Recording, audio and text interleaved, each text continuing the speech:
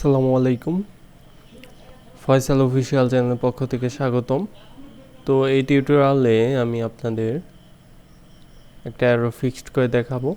সেটা প্রথমে অ্যারোটা দেখাই। অনেকটা ইম্পর্ট্যান্ট অ্যারোর। প্রথম অবস্থায় এটা দেখলে অনেক সময় লেগে যেতে পারে, এটা খুঁজে বের করা খুবই কষ্টসাধ্য হয়ে যেতে পারে।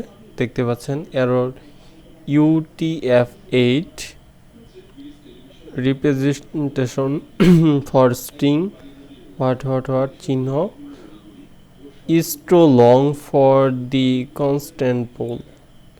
তারপরে এখানে অ্যাক্টিভিটির নেম আর যেটার উপর এক্সটেন্ড করা হয়েছে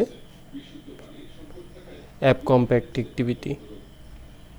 তো এই এররটা সাধারণত হইল যদি স্ট্রিংয়ে অধিক পরিমাণ কন্টেন্ট থাকে তাহলে এই এররটা আসতে পারে।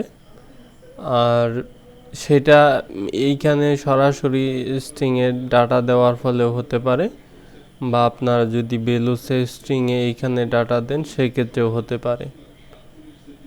তো এটা আপনারা ফিক্সড করবেন কিভাবে? আপনাদের যদি যেরকম এখানে একটা অ্যাক্টিভিটি আছে র টু টেক্সট ভিউ নামে অ্যাক্টিভিটির নাম। তো এই অ্যাক্টিভিটিতে দেখতে পাচ্ছেন যে অনেক টেক্সট আছে আমি এখানে রাখছি। তো এইগুলো আপনারা অন্য একটা জায়গায় সরিয়ে নিতে হবে যেখানে আপনারা আনলিমিটেড টেক্সট ইউজ করতে পারবেন। তো এইখানে যা টেক্সট আছে সবগুলো কাট করে নিয়ে নিতে পারেন। এইখানে একটা সিলেক্ট করে শিফট প্রেস করে ধরবেন। ধরার বা ছেড়ে দিলেও সমস্যা হওয়ার কথা না। নিচে গিয়ে আবার শিফট প্রেস করে মাউসে ক্লিক করলেই সব সিলেক্টেড হয়ে যাবে। কন্ট্রোল এক্স দিয়ে কাট করতে পারেন। এখানে মূলত স্ট্রিংয়ের ডাটাগুলো ছিল, মানে টেক্সটগুলি। এগুলা আমরা এখন আলাদা একটা ফাইলের ভিতর রাখবো। যেমন এইখানে আর রিসোর্স যে আছে নিউ অ্যান্ড্রয়েড রিসোর্স ডিরেক্টরি, তারপরে এখানে র নামে একটা ফোল্ডার আমরা তৈরি করলাম। তারপরে এখানে একটা ফাইল তৈরি করব। সেই ফাইলের নাম যে কোনো কিছু দিতে পারেন, সমস্যা নাই। আমি এখানে দিয়ে দিচ্ছি লং টেক্সট নামে টেক্সট। তারপরে এন্টার দিয়ে দিলাম। তো এই লং টেক্সট এর ভিতরে সেই কাট করা সমস্ত কিছু পেস্ট করলাম। আপনার মন মতো ইচ্ছা মতো এখানে দিতে পারেন। 1855 লাইনের মতো আছে। তো এখন এই যে টেক্সট ভিউ, এই টেক্সট ভিউটা ফ্রন্ট এন্ডে আর কি একটা টেক্সট ভিউ নেওয়া। প্রথম একটা স্ক্রোল ভিউ, যাতে অনেক লেখা হলেও স্ক্রোল হয়, আর এর ভিতর একটা রিলেটিভ লেআউট। আর যে টেক্সট ভিউটা আছে সেটা উপরের দিকে আছে, র্যাপ কন্টেন্ট দেওয়া, আইডিটা দেওয়া, টেক্সট ভিউ লং টেক্সট। তো সেইটা এখানে ফাইন্ড করা হয়েছে। আর ভেরিয়েবল এটা গ্লোবালিও সেট করা যায়, এখানে থাকুক। এই ভেরিয়েবল যে কোনো নামে হতে পারে, তবে অবশ্যই লক্ষ্য রাখতে হবে যে প্রথমটার সাথে যাতে না মিলে। তো প্রথম আমাদের এই যে র এর যে টেক্সটগুলো আছে, এই ফাইলটা আছে, এই ফাইলটা আমাদের অ্যাক্সেস করতে হবে। তাই আমরা এখান থেকে নিয়ে নিচ্ছি ইম্পোর্ট স্ট্রিমে একটা variable get resource dot open raw resource dot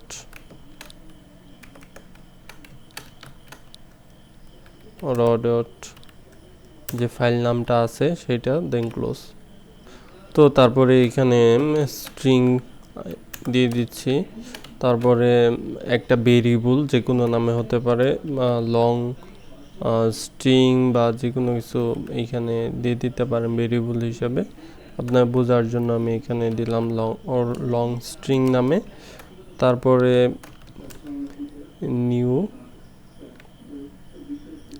এখানে স্ক্যানার, আর এইখানে প্যারামিটার হিসেবে দিয়ে দিচ্ছি ইম্পোর্ট স্ট্রিমের যেই ভেরিয়েবলটা সেইটা, আর একটা প্যারামিটার হিসেবে আমি এইখানে দিয়ে দিচ্ছি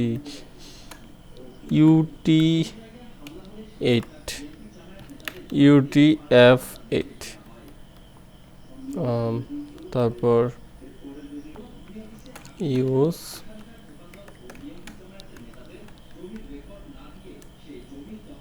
তো ডিলিমিটারের ভিতরে প্যারামিটার প্যাটার্ন হিসেবে আমি এখানে দিয়ে দিচ্ছি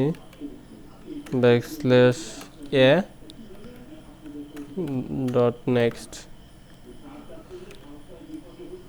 দেন যে টেক্সট ভিউর যে ভেরিয়েবলটা আছে সেই ভেরিয়েবলে এখন এইখানে যে লং স্ট্রিংটা পাইলাম সেইটা সেট করে দেব, সেট টেক্সট এখানে লং স্ট্রিং। তো আমাদের ভার্চুয়াল ডিভাইস এখানে রান আছে, আমরা রান করে দেখতে পারি যে এইটার ভিতরে যে টেক্সটগুলো ছিল সেগুলো কি আমার শো করতেছে কিনা, অবশ্য একটু অপেক্ষা করতে হবে। তো এইখানে দেখেন যত টেক্সট ছিল সব কিন্তু এইখানে শো করতেছে। তো আপনাদের অবশ্যই একটা বিষয় লক্ষ্য রাখতে হবে, সেটা হলো এইখান থেকে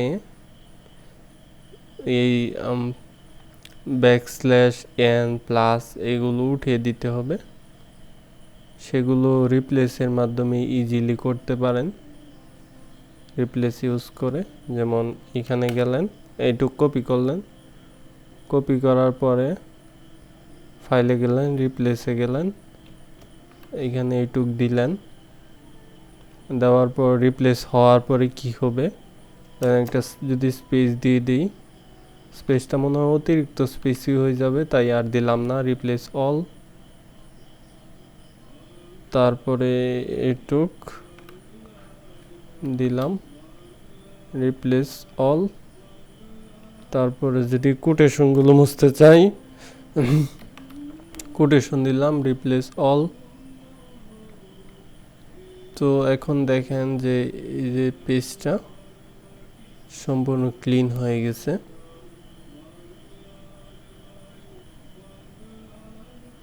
এবার আমি আবার রান করতে পারি, একটু অপেক্ষা করতে হবে।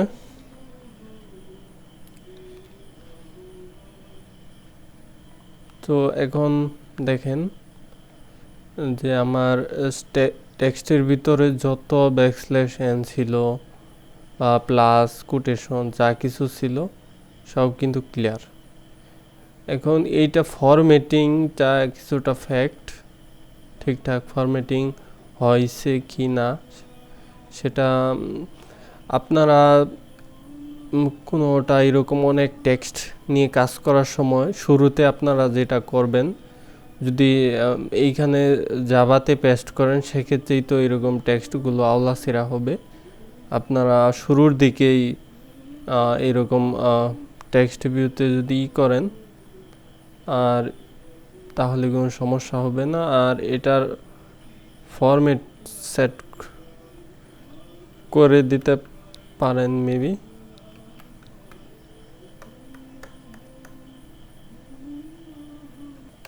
তো এইখানে যদি এডিটিংয়ের সমস্যা হয়, মানে এই ফাইলটা যদি ওপেন না হয়, তাহলে ওপেন ইন এক্সপ্লোরারে গিয়ে এইখানে ফরম্যাটটা চেঞ্জ করে দিবেন। যে প্রথম অবস্থায় আমি কোনো কিছু রাখি নাই, পরে .txt